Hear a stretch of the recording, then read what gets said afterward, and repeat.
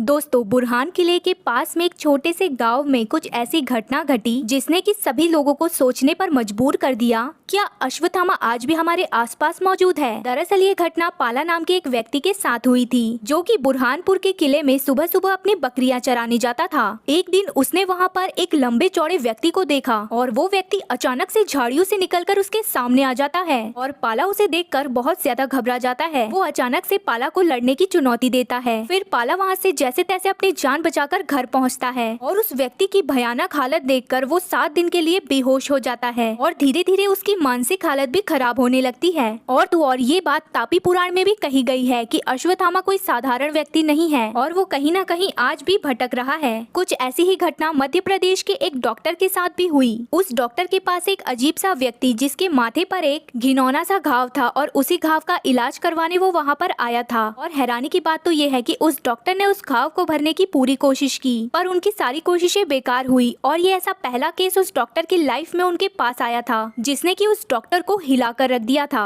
और इलाज करते हुए परेशान डॉक्टर ने उस मरीज से मजाक में पूछ लिया, कहीं तुम अश्वत्थामा तो नहीं? लेकिन वो मजाक उस डॉक्टर पर इतना भारी पड़ जाएगा उसे भी नहीं पता था। डॉक्टर की नजरें जैसे ही हटी उतने में ही वो मरीज वहाँ से गायब हो चुका था और उस आदमी को न जाते हुए किसी ने देखा और न ही वो वहाँ पर किसी को दोबारा नजर आया। और ऐसी ही बहुत सारी अलग अलग घटनाएं पूरे भारत में देखने को मिली है, जो कि कहीं ना कहीं अश्वत्थामा के जिंदा होने का संकेत देती है। अश्वत्थामा आखिर ये कौन है? दरअसल अश्वत्थामा की आज के समय में मौजूदगी हमें उस महायुद्ध से जुड़े कई रहस्यों के बारे में बताती है, जो कि 5000 साल पहले जब एक महाभयंकर युद्ध कौरवों और पांडवों के बीच धर्म की स्थापना के लिए लड़ा गया था। और ये धर्म युद्ध 18 दिनों तक चला था और इस युद्ध में 1 अरब से भी ज्यादा लोगों की मृत्यु हुई थी। महाभारत एक ऐसा ग्रंथ है जो कि धर्म और अधर्म की हमें शिक्षा देता है और ये एंशिएंट स्क्रिप्चर 18 लाख वर्ड्स का है। और तो और क्या आप जानते हैं कि महाभारत को हिंदुओं का 5वां वेद भी कहा जाता है? महाभारत के इस युद्ध में हमको एक से एक वीर योद्धाओं के बारे में पता चलता है, जिनके पास ऐसी ऐसी शक्तियाँ थी कि वो अकेले ही पूरे संसार को नष्ट कर सकते थे। और कुछ ऐसे लोग भी महाभारत में है जो बिल्कुल रहस्यमय है और इन्हीं में से एक है अश्वत्थामा। और ये सबसे ज्यादा रहस्यमय इसलिए है क्योंकि आज भी इनके जिंदा होने के दावे किए जाते हैं। तो दोस्तों, आज की इस वीडियो में हम आपको अश्वत्थामा से जुड़े कुछ रहस्यों के बारे में बताएंगे कि आखिर सच में इनको देखा गया है या फिर नहीं, और आज के समय में कौन सी वो जगह है जहां पर अश्वत्थामा के होने के सबूत मौजूद हैं। और तो और हम इस पर भी बात करेंगे कि अश्वत्थामा की अमरता उनके लिए वरदान है या फिर उन्हें दिया गया एक श्राप। और अश्वत्थामा के रहस्यों में से एक अद्भुत रहस्य उनकी मणि भी है, जो कि उन्हें उनके जन्म के साथ ही मिली थी। अब वो मणि कहाँ है, आज की वीडियो में हम आपको इसके बारे में भी जरूर बताएंगे। तो दोस्तों, वीडियो को पूरा देखिएगा जरूर। और अगर आपको वीडियो पसंद आई हो तो वीडियो को लाइक और चैनल को सब्सक्राइब करें। और आपको वीडियो कैसी लगी ये हमें कमेंट कर जरूर बताएं। दोस्तों, पांडवों और कौरवों के गुरु द्रोणाचार्य जो कि बहुत ही शक्तिशाली थे, और तो और वो इतने शक्तिशाली थे कि महाभारत के इस युद्ध में उनको मारने के लिए छल का उपयोग करना जरूरी हो गया था, क्योंकि उनका तपोबल इतना अपार था कि उन्हें मारना नामुमकिन सा हो गया था। और यही वो द्रोणाचार्य और उनकी पत्नी कृति एक ऐसा पुत्र चाहते थे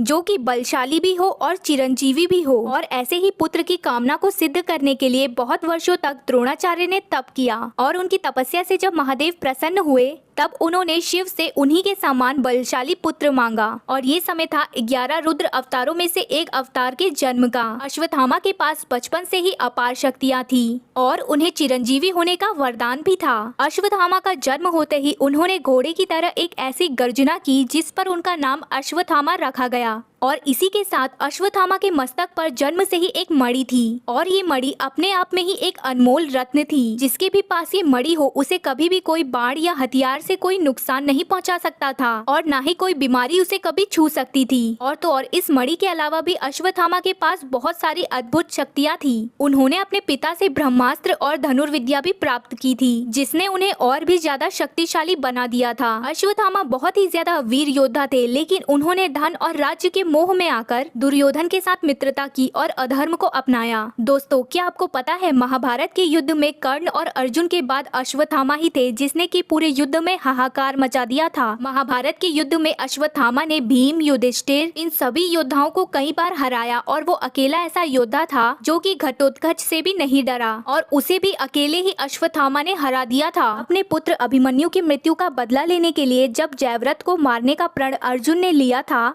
तब अश्वत्थामा अश्वत्थामा ने ही जयव्रत को बचाया और अर्जुन को रोक कर रखा। यहाँ तक कि जब अर्जुन और कर्ण का युद्ध छिड़ा और अर्जुन कर्ण को हराने ही वाले थे तो अश्वत्थामा ने ही उनको बचाया था। यहाँ तक कि अश्वत्थामा ने महाभारत के इस युद्ध में एक ऐसा शक्तिशाली अस्त्र चलाया जिससे कुछ समय में ही वो पूरा युद्ध खत्म हो जाता, और वो अस्त्र है नारायण अस्त्र, जिसमें कि इतना बल था कि वो एक ही समय में सभी योद्धाओं का एक साथ वध कर सकता था। लेकिन उस समय श्री कृष्ण ने पांडवों की रक्षा की और सारी सेना को उनके शस्त्र त्याग कर लेटा दिया और अश्वत्थामा का ये वार बेकार गया। कहा जाता है कि अश्वत्थामा इतने बलवान थे कि अगर उनका क्रोध बेकाबू हो जाता तो वो पूरे युद्ध को एक बार में ही खत्म कर सकते थे। जब गुरु द्रोणाचार्य युद्ध भूमि में आए तो उनकी शक्तियों के आगे कोई टिक नहीं पा रहा था और इसीलिए छल से श्री कृष्ण ने उन्हें शस्त्रहीन करवाया और धृष्टद्युम्न ने उनका वध किया। जब अश्वत्थामा को अपने पिता की मृत्यु का समाचार मिला तो अपने क्रोध को काबू में कर उन्होंने दुर्योधन को युद्ध खत्म करने और पांडवों से सुलह करने की बात करी। लेकिन दुर्योधन ने उनकी बात नहीं मानी और 18वें दिन अश्वत्थामा ने देखा कि उनका मित्र दुर्योधन रणभूमि में मौत का सामना कर रहा है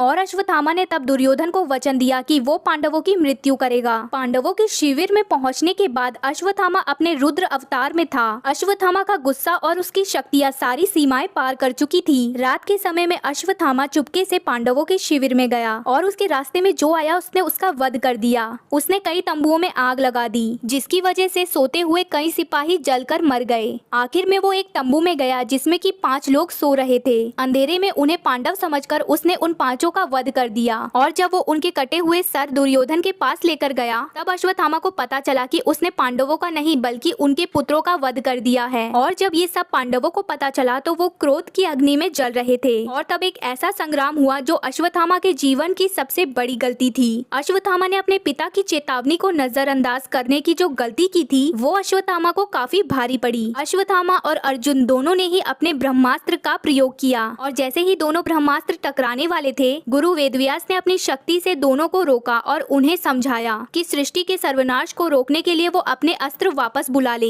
तो अर्जुन ने तो अपना ब्रह्मास्त्र बुला लिया लेकिन अश्वत्थामा ने बदले की आग में पांडवों के वंश को खत्म करने के लिए अपने ब्रह्मास्त्र को उत्तरा के गर्भ की ओर मोड़ दिया और ये देखकर श्री कृष्ण ने अपने सुदर्शन चक्र से उत्तरा के पुत्र की रक्षा की और अश्वत्थामा की ये गलती ने श्री कृष्ण के भीतर के क्रोध को जगा दिया। श्री कृष्ण ने अश्वत्थामा को श्राप दिया कि तुम आजीवन भटकोगे, तुम्हें कष्ट रोग लगेगा जो तुम्हारी त्वचा को गला देगा, लोग तुम्हें देखकर भाग जाएंगे, तुम्हारा शरीर घाव से भरा रहेगा जहाँ से बस खून और गंदगी ही बहेगी, ना तो कोई तुम्हें खाना देगा और ना सहारा और तुम हमेशा जीवित रहोगे। और ये कहकर उन्होंने भीम से कहा कि वो अश्वत्थामा की मणि को निकाल दे। अश्वत्थामा की मणि निकलने के बाद श्री कृष्ण अश्वत्थामा की मणि को द्रौपदी को देते हैं और द्रौपदी युधिष्ठिर को उस मणि को सौंप देती है। अब सोचने की बात ये है कि ये अश्वत्थामा की अद्भुत मणि क्या आज भी हमारे आसपास ही मौजूद है और आखिर इस मणि से क्या क्या हो सकता है। दरअसल दोस्तों जब पांडव अपनी अंतिम यात्रा पर स्वर्गारोहिणी की तरफ जा रहे थे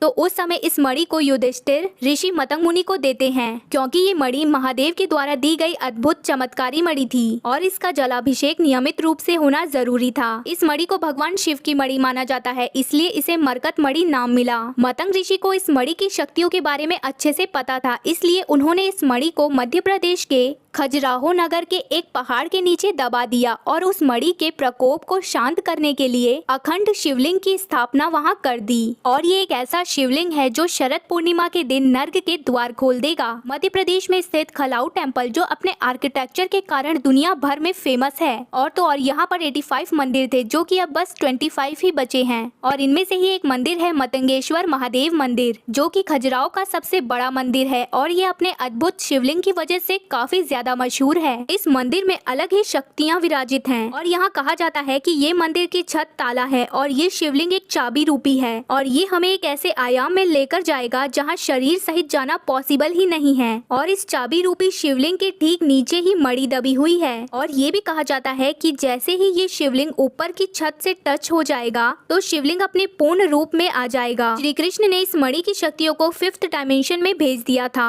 और हम अभी मैक्सिमम 2D या 3D में ये दुनिया को देख सकते हैं पर भगवान श्री कृष्ण ने इसे 5D में भेज दिया था और इस मंदिर में आपको 5D दिखेगा जहाँ पर मणि की शक्तियाँ छिपी हुई हैं और तो और इस शिव मंदिर में बहुत से ऐसे रहस्य हैं जो आपको बिल्कुल चौंका देंगे। और ये शिवलिंग नीचे और ऊपर दोनों ही तरफ से अपना आकार बढ़ा रहा है और जिस दिन ये शिवलिंग मंदिर की छत को छू लेगा उस दिन आपको एक अद्भुत चमत्कार चमत्कार देखने को मिलेगा। इस मणि की अद्भुत शक्तियों के कारण इस मणि के बारे में मतंग ऋषि ने देह त्यागने से पहले राजा हर्षवर्धन को इस मणि का रहस्य बताया था और इस जगह पर मंदिर का निर्माण करने को कहा था। और ये मतंगेश्वर महादेव मंदिर का शिवलिंग बढ़ रहा है, इसका सबूत ये है कि ये शिवलिंग बढ़ते बढ़ते दीवारों तक को छूने लगा है। अश्वत्थामा की मणि की शक्तियाँ इतनी विशाल और रहस्यमयी हैं कि किसी को इस अद्भुत चमत्कार के बारे में नहीं पता कि आखिर ये शिवलिंग कैसे बढ़ता है। और इस मंदिर के पुजारी हर साल कार्तिक पूर्णिमा के दिन शिवलिंग की लंबाई को नापते हैं और उन्होंने ही ये सिद्ध किया है कि ये मंदिर ऊपर और नीचे दोनों तरफ से बढ़ रहा है। और ये कहा जाता है कि शिवलिंग का निचला हिस्सा जिस दिन पाताल लोक को छू लेगा उस दिन मरकत मणि नाग लोक में पहुंच जाएगी और फिर इस मणि की रक्षा नाग करेंगे। और ये भी माना जाता है कि यहाँ से शिवलिंग के नीचे पाताल लोक की दूरी ज्यादा नहीं है। जैसे ही ये शिवलिंग पाताल लोक पहुँचेगा इस सृष्टि का नाश हो जाएगा। और इस मंदिर में जाते ही आपको इस मणि की अद्भुत शक्तियों का एहसास खुद ब खुद होने लग जाएगा। और इस मंदिर के अंदर जो शिवलिंग मौजूद है वो ऊपर की तरफ से भी 9 फीट ऊंचा है और नीचे की तरफ से 9 फीट गहरा है। तो दोस्तों ये तो था अश्वत्थामा की मणि का रहस्य, लेकिन क्या आपको पता है कि अश्वत्थामा को देखे जाने की कई बातें कही गई है, जिसमें कि मध्य प्रदेश के गुहानपुर में मौजूद आसीरगढ़ का किला, जहां पर भगवान शिव का प्राचीन मंदिर स्थित है। और यहाँ पर ये कहा जाता है कि अश्वत्थामा सबसे पहले यहाँ पूजा करने आते हैं। रात में पुजारी जी इस मंदिर पर ताला लगा देते हैं, लेकिन सुबह शिवलिंग पर चंदन का टीका और फूल चढ़े हुए मिलते हैं। हैरानी की बात तो ये है कि रात भर उन्हें वहाँ पर कोई दिखाई नहीं देता और सुबह के समय फूल और चंदन अर्पित मिलते हैं। कई लोगों ने विशाल से शरीर वाले व्यक्ति को पास के तालाब में देखा है और मंदिर के पुजारी ने भी एक सफेद आकृति को देखने का दावा किया है। तो दोस्तों अगर आपको वीडियो पसंद आई है तो वीडियो को लाइक और चैनल को सब्सक्राइब करें और हमें कमेंट कर जरूर बताएं कि क्या आपने भी ऐसे किसी व्यक्ति को आसपास देखा है जो कि आपको अश्वत्थामा लगा हो। मिलते हैं ऐसे ही अमेजिंग टॉपिक के साथ हमारी नेक्स्ट वीडियो में।